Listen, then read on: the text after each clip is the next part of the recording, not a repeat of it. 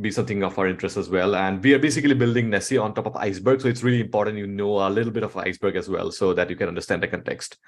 And then we will introduce Project Nessie and understand what it really brings to the table, to the world of data lakes and data lakehouse. And finally, we will end with like around 5 use cases that I believe Nessie can be great for to streamline and simplify analytical workloads. Okay, so yeah, so let's get started. So Nessie can be kind of a multi-purpose thing, but I guess one of the main focus is really to simplify data engineering and data science workflows with its kind of data as code approach. So this is like a new way and paradigm of like, dealing with data using code, right? Over the years, software engineering teams have been doing it with, continuous integration, continuous deployment pipelines, those kind of thing. So what we see, and when talking with different customers in the market or in general with various analytical organizations, irrespective of whether they are big or small in team size, is that data engineering is difficult, right? If you need to make a change at all, it's not an easy thing to do. Also, you have to be really careful with what changes you make, right? Sometimes it may not be even safe to make those changes. So for example, you might be running an ETL pipeline to bring in new data to the environment, right? But then what if your changes impact something in the production workload, right? So there might be lots of dashboard using that particular data source or machine learning models predicting based on that particular data. So when you don't have the flexibility to make that kind of safe changes to something, you end up being limited to the things you could really do. Right. So as data engineers, that can be a tricky situation, right? However, if you take a look into the software engineering space, software engineers have been delivering quality software continuously and, most importantly, safely, right? Without having to break anything in the production environment. And even if they break something, right, there is a process to revert back to an original good state, a good version or commit, right? So one of the things that comes in mind from the software engineering space is that you can make and verify those changes in isolation, right? And what I mean to say is that you basically can create your own local, code branch and then write your code to, for example, let's say you are adding a new feature or fixing something, right? And this process is completely isolated from the production environment, right? Finally, when someone reviews your code from your isolated branch and is satisfied about those changes, then only it can be published automatically, right? So or if it is determined that there is an issue, right, you can just revert back those changes and drop the branch, right? So you don't have to try out these new experiments or new features in an environment which basically powers application in a production environment. And like I said, even if you push out a new feature, it breaks something else, then you need to have an ability to roll back those changes quickly. So software engineers have had this advantage for a long time now. But the data engineering space is kind of new to this paradigm. And in general, with data engineers, they're the one who are really responsible for moving data and making data available to analysts or any kind of consumer like data scientist, right? So I think it's super critical to have some methodology in place to facilitate such kind of thing, where you are able to do those things in isolation, where you're able to publish things atomically and do and undo something, right? So software engineering industry has really showed us a path and the benefits you can get with this way of building products. And one of the main goal of Project Nessie is to take those benefits, right? Now that we are kind of maturing in this analytical space, why not we kind of try to inherit those kind of benefits and apply it to the data engineering or more specifically to the data lake and data lakehouse space. Again, these are new things in the data space. And like we discussed, software engineers have been doing it for quite some time now, right? Primarily what enables these things for software engineers is Git or GitHub, the interface. So really Git is the core to how we build software products and put it into production. But what enables software engineering teams to achieve all of this with Git is particularly with certain kind of core principles, around certain few things. First is the consistency of the whole environment, right? That is the whole code space. You need to have like some of a consistent environment and being able to like take that whole code space and work on that particular space.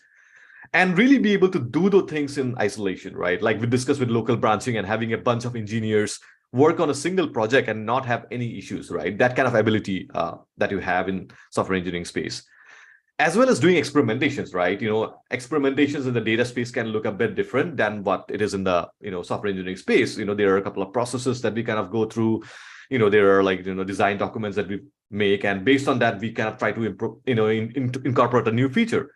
But we do that without really impacting anything else, right? We are not going to certainly not try that in a prod environment. We have different environments where we move from stage to like dev to stage and then to prod and those kind of things. And most importantly, the ability to verify those changes before rolling them out to prod, right? You have a process in place where you have the quality engineering teams and various tools involved that make sure the checks passes and it makes it to the prod environment. So these are some of the core stuff that enables software engineering teams to work at scale and most importantly, safely, right? And be able to move quickly with these new releases. So Project Nessie basically tries to do the same thing through similar functionality, but in the data lake, Swarm data lakehouse space. So one of the first thing that kind of Nessie brings to the table is the ability to do commits, right? These are commits are basically atomic transactions affecting multiple table or views at once. So what commit basically is it is a state of the whole environment, right? It's a particular state. So you can say that, hey, I have a commit at this point of day and time, and I can, look at the entire environment of my entire data environment at that point of time as of that commit. And, I can go back and forth with those commits, right? And you could also create branches like I was talking about, right? So this is branches on the data lakes. And I will talk about this more specifically later. But basically, you can create a branch of your entire data lake based on a table format, which is Iceberg or like anything like Delta Lake. And it's a free and virtual copy of your data lake, right? You're not copying and making a hard copy of your data set that you typically do in any kind of analytical workflows. And based on that, you can do your stuff. Let's say you can update an orders table and doesn't impact anything to the prod. So, once you're ready, you can push it out. Also, it enables the use of tags, like same way as there are Git tags, right? Basically Git tags are like a specific label version of a commit, right? So it's an immutable reference. That means you cannot change a tag, right? So it's kind of permanently recording a particular state of your data lake. And as well as with merges, again, similar to Git merge, right? For example, do your isolated ETL work. And since you don't want to expose that new data to production environment yet, you can just work on your isolated branch and decide to merge this branch to the main when you decide to, when you have those checks in place and when you decide that, okay, this is the right time to do that.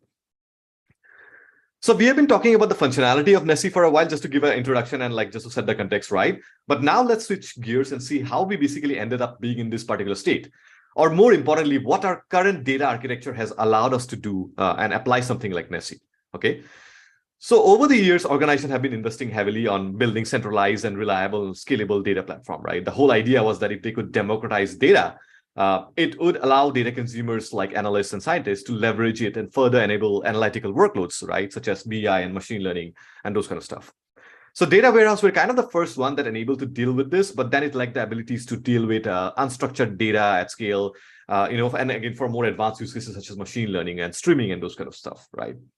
So then came the era of data lakes with the Hadoop ecosystem, right? Data lakes were great. Organization could basically dump all of their data, whether it's structured, unstructured, semi-structured in the data lake. And based on that, you can do analytics, right? And again, with the rise of the cloud and its cheap price, we now have the cloud data lake storage, right? Amazon S3, Azure Blob, right? Google storage system.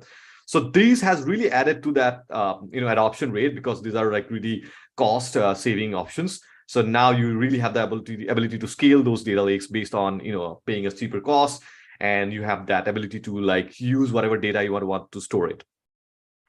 However, the problem with the data lake was that it lacked those atomicity and consistency guarantees, right? What I mean to say is that you cannot for example, delete, like, for example, let's say talk about a delete, a record level mutation, right, on the data lake without having those guarantees. And specifically for things like when you're running like concurrent write and read workloads, right? Also, it was really getting hard to make sense of all of the data. If the data lakes, they cannot be managed at scale, that can result in becoming a swamp, right? It can really be really hard to make sense of all the data. So this gave rise to a kind of a new architectural platform called Lakehouse, which is basically, as you can imagine from the name, it's a combination of the data warehouse and a data lake. Again, it's not as simple as that. But in a simpler gist, I guess you can basically run any workload that you could do in a data warehouse and also take advantage of the data lake's scalability and cost factor, right? So one of the important things to stress out here is that the technology that basically makes up a Lakehouse architecture is basically the data lake table format. So the table format is what brings those capabilities to a data lake. Otherwise it's just it's just a storage mechanism, right? You cannot really do all kind of ACID transaction based on a data lake. So more generically, if I have to talk a bit about table format, what it basically does it organizes and manages all of the raw data file that we have in our data lake in the form of a table. For example, you can have a lot of Parquet files in your data lake, a lot of CSV or JSON file, and you're putting them in the data lake, right, in storage like S3, right? And now you want to do things like record level updates, for example, like you want to do some inserts, updates, merging to and those kind of thing, and other capabilities like time travel, right? Those kind of things are very important in a data warehouse.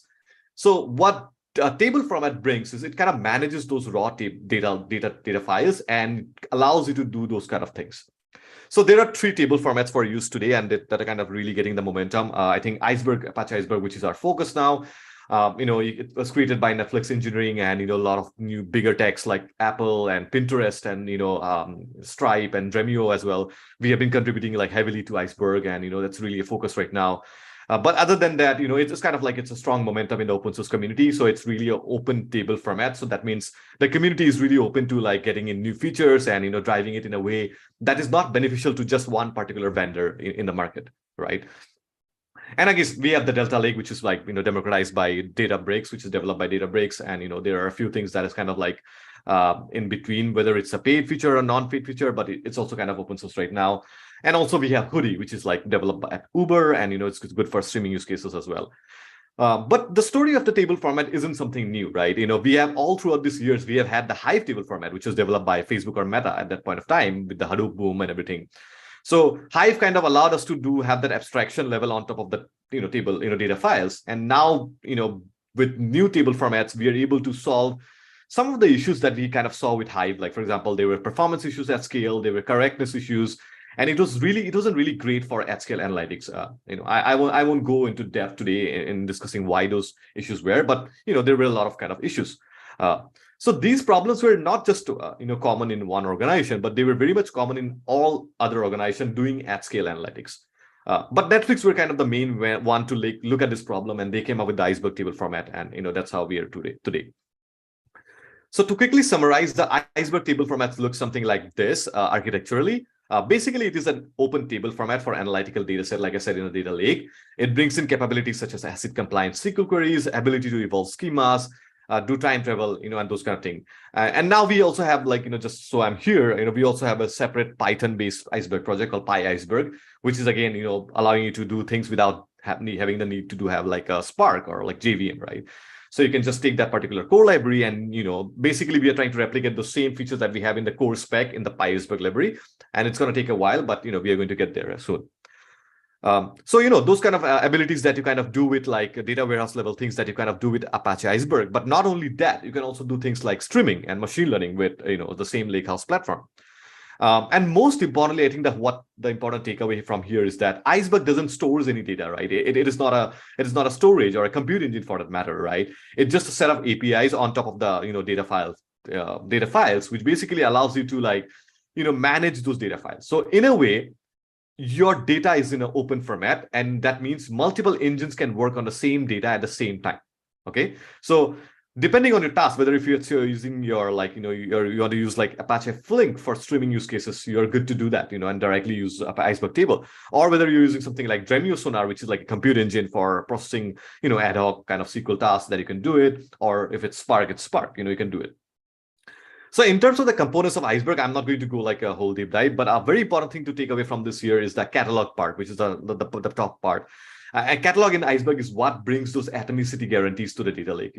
Technically, it can just be a database or a data store that kind of holds the reference to the current state of the table, which is like the current version of the table.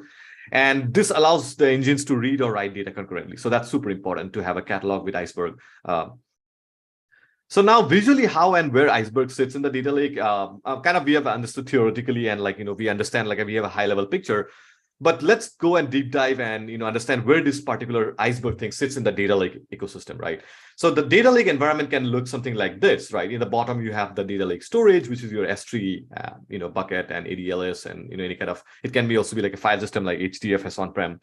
On top of that, you have the file format, which is basically what you're storing the data on, like the raw data files, right?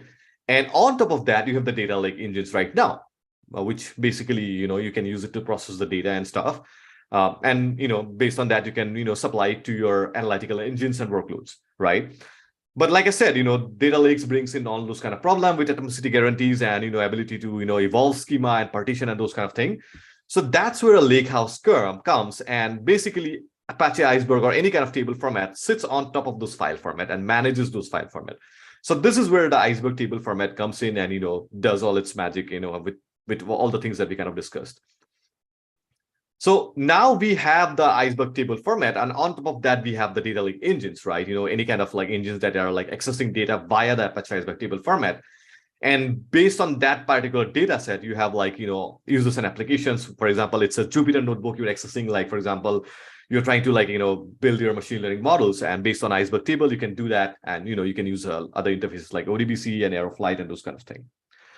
So finally, where Nessie comes on top of this is the gap that you kind of imagine this is where Nessie comes into the picture, right? And it kind of manages all these different tables, right? Like Apache Iceberg, and also even with Delta Lake as well.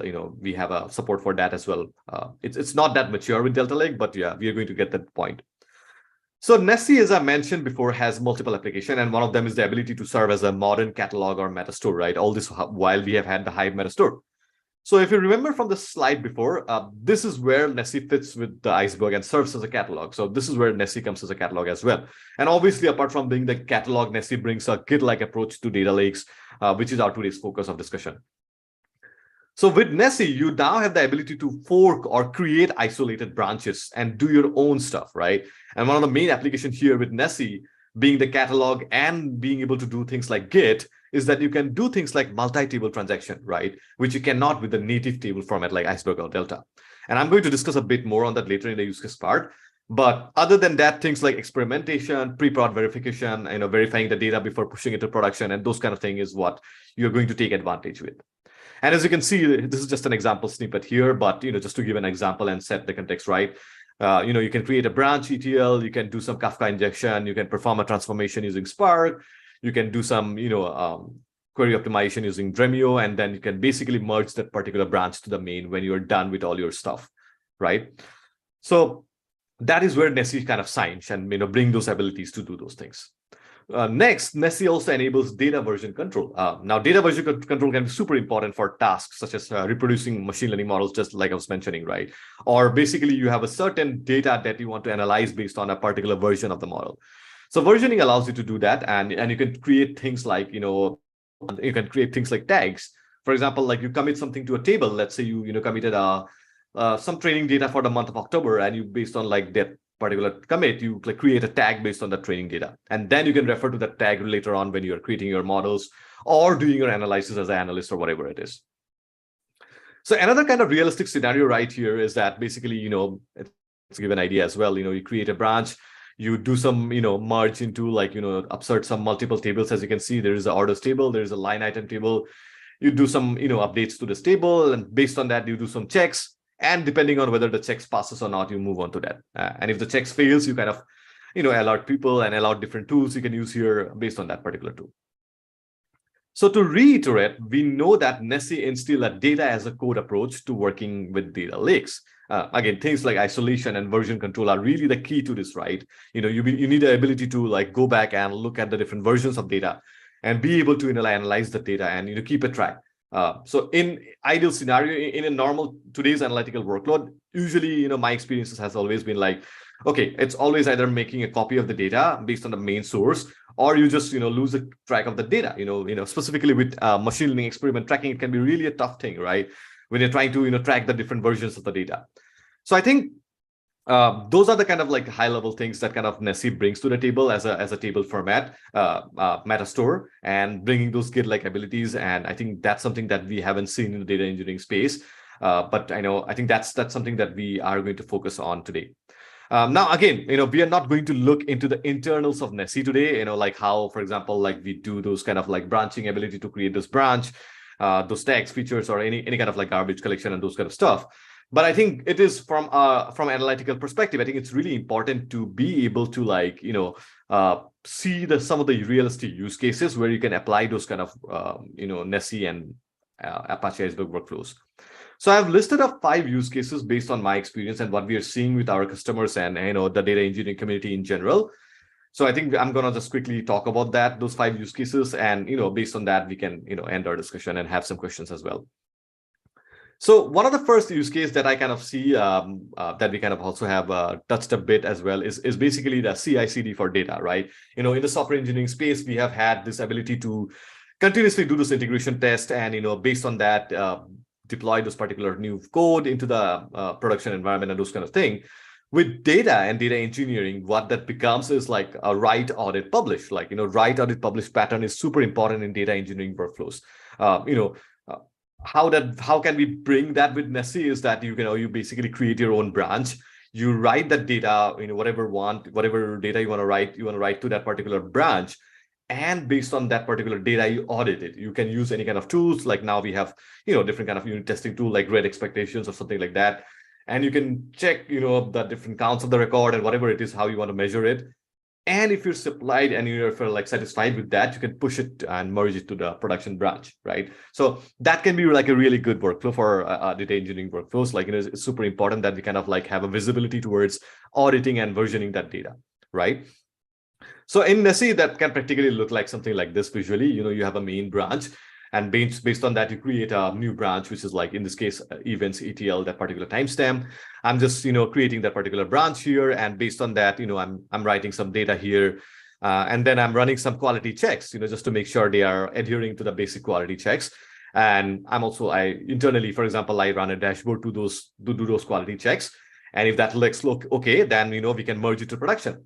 And if there is a problem, we can also fix that particular thing, right, in that particular branch. So we are not really impacting anything else in anyone else's environment, nor are we impacting any kind of production workloads that are kind of being powered right now.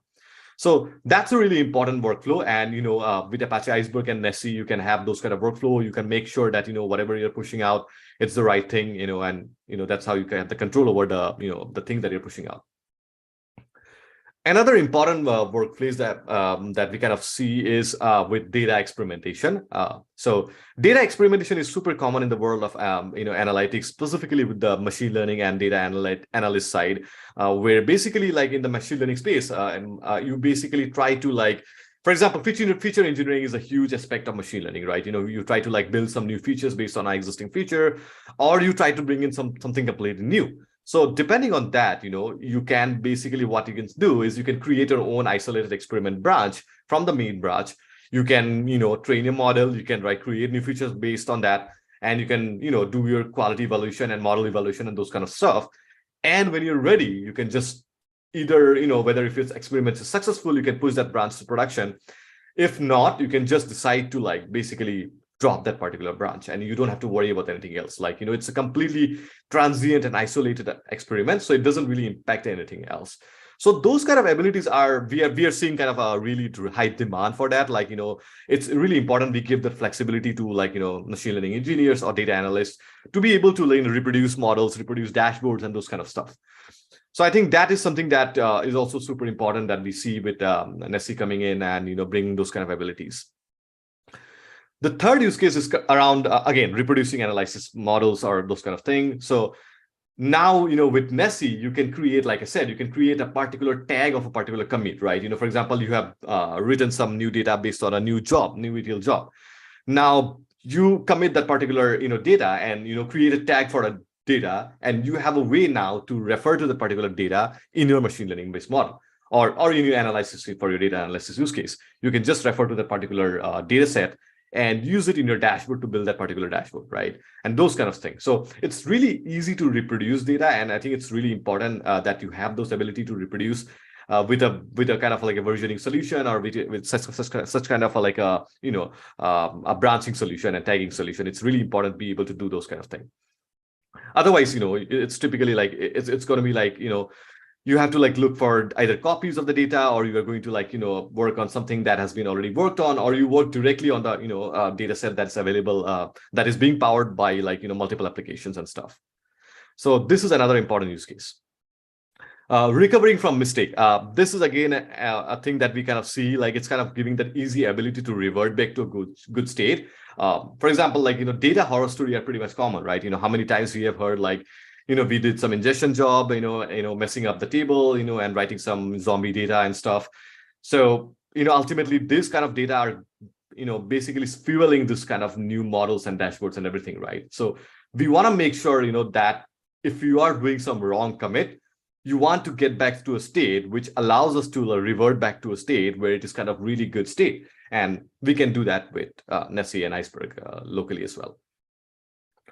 The last use case is around the multi-table transaction that I was talking about. I think that this is something that we are super curious about as well, because there are a lot of scenarios where we see this coming up every time.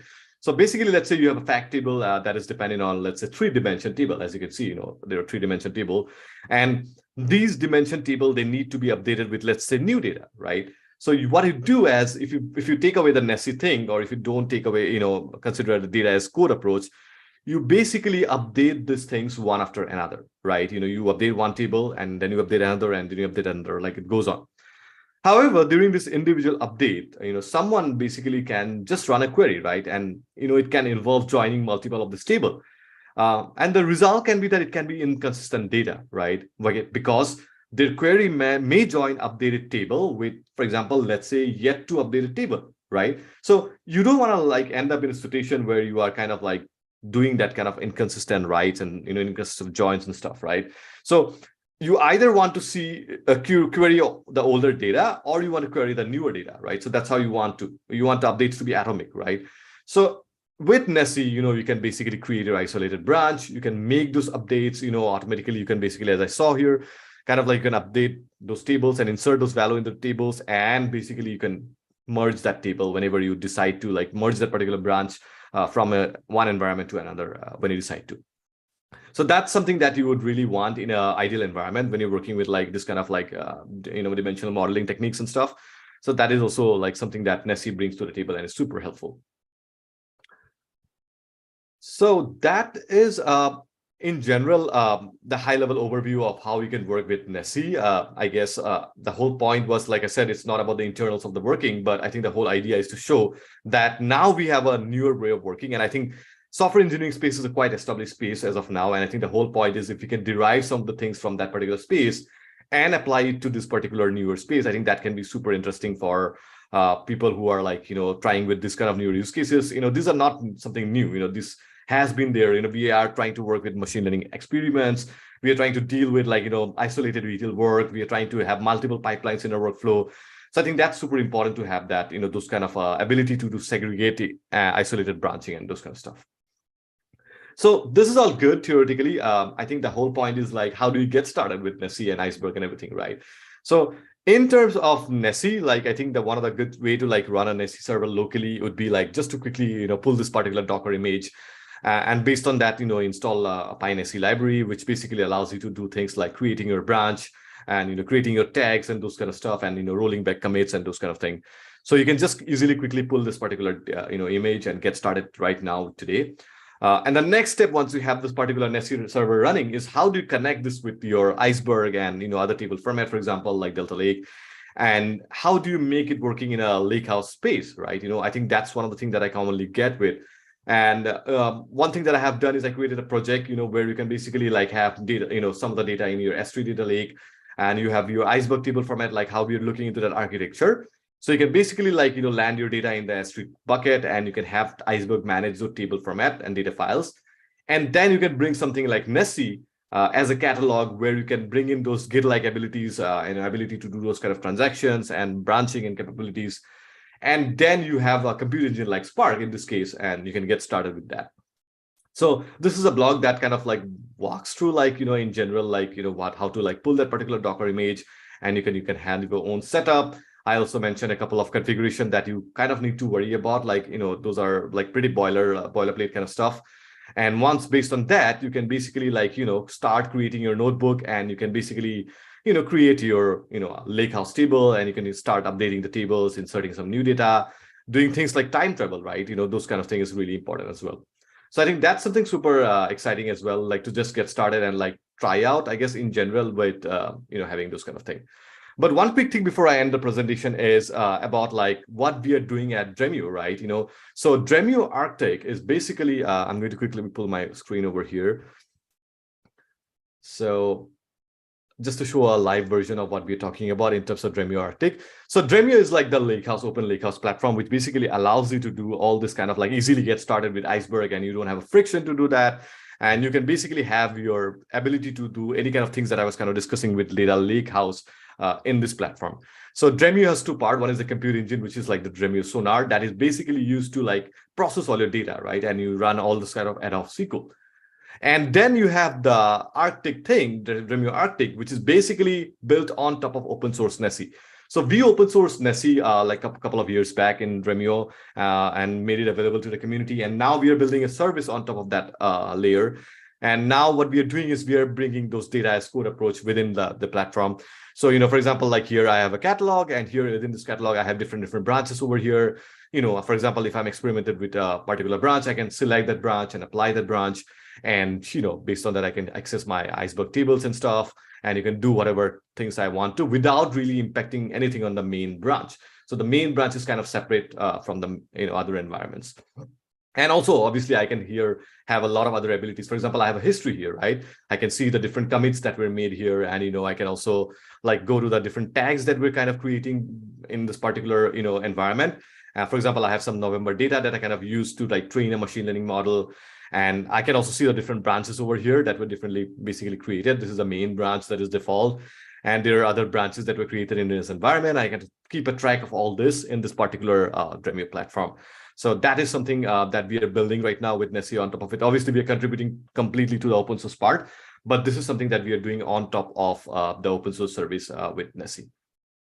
So that in a high level is a pretty quick introduction to what Nessie is and what it can bring to the table in general with Iceberg and other table formats, even for Delta Lake as well. But yeah, I'm okay to like take any questions right now. So shoot it in, and you can reach out to me later as well in LinkedIn or Twitter, wherever you can find me, and I'll be happy to answer any kind of questions around these topics. So thank you so much. So I have a couple of questions here. Okay, so Shao, I think I can just take the questions as I go, right, from this particular chat. Feel free. Yeah. Okay, perfect.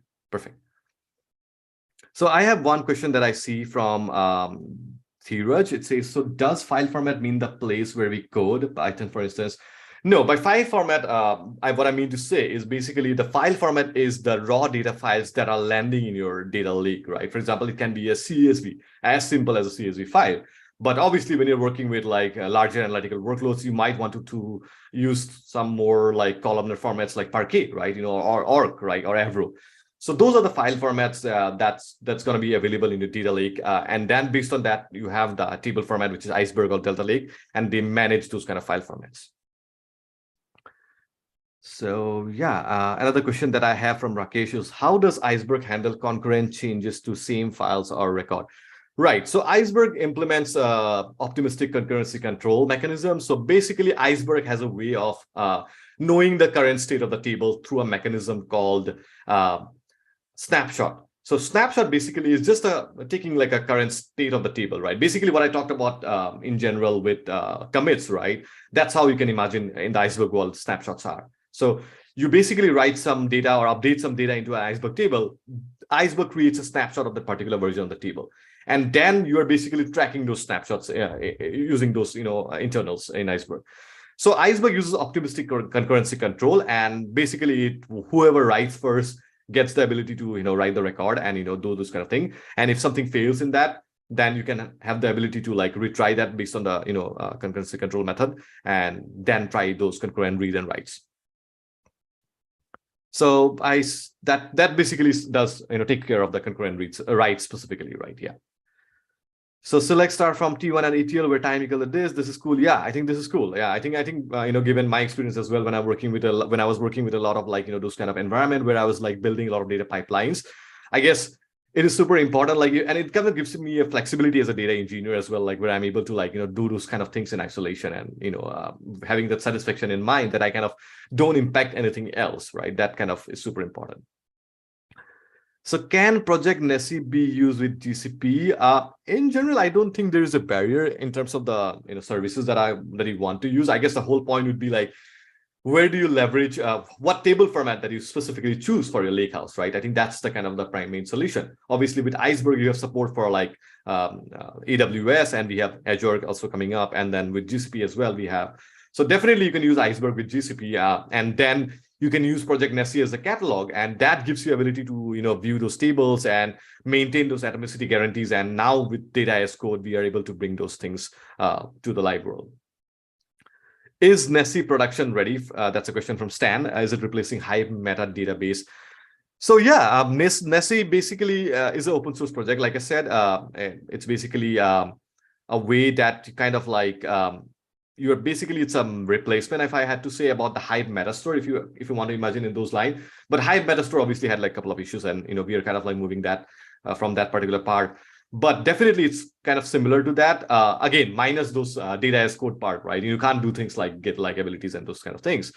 So definitely that's something that we are working on. So like I said, at Dremio, we are obviously productionizing this thing and making services in them.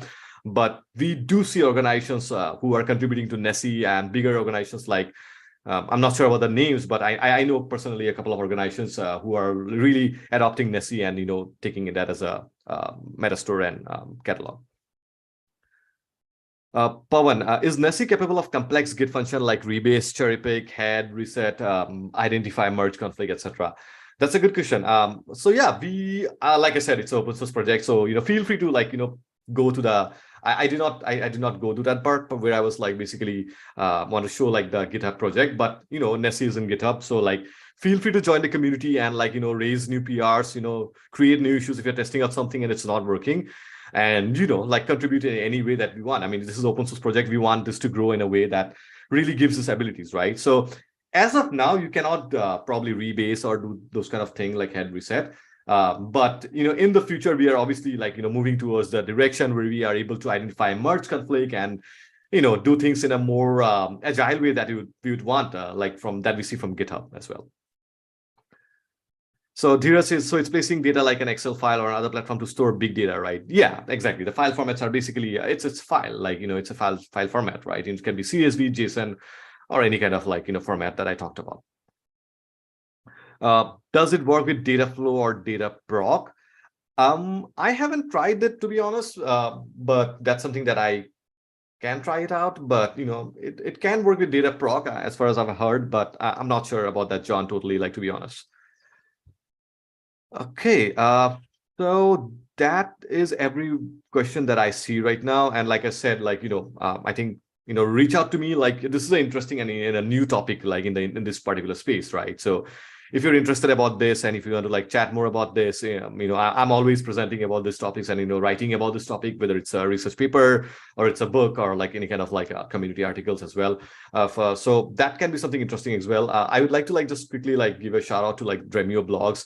So we put out really good stuff out there, basically, kind of realistic, real world examples. For example, here we have an example blog that I kind of wrote how to use Dremio Arctic, that is basically Nessie, on top of your Iceberg table format to do things like machine learning experimentation and reproducibility and those kind of stuff. So I think that's a really good way to know, and try out things. And, it's like a Docker image, so you don't have to install something. It's everything comes pre-installed. So yeah, for sure. And Pawan, feel free to join the community and contribute in any way and take it from there.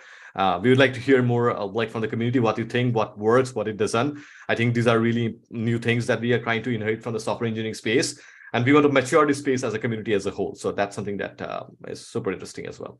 So that's all I had on the question side, Shawa. So if you didn't have something, but if you have any questions, Shawa, as well, shoot it to me, and I'll be happy to answer. Great. Thank you, Dipankar, for introducing Project Nessie to us. And we also look forward to your new book release. Yeah, for sure. Yeah. Thank you so much. Cool. Okay, so if there's no further questions, we'll conclude this meeting. And thanks everyone for joining this session. And thanks, Dipankar, again. And yeah, look forward to your next event. All right. Thanks, everyone. Bye.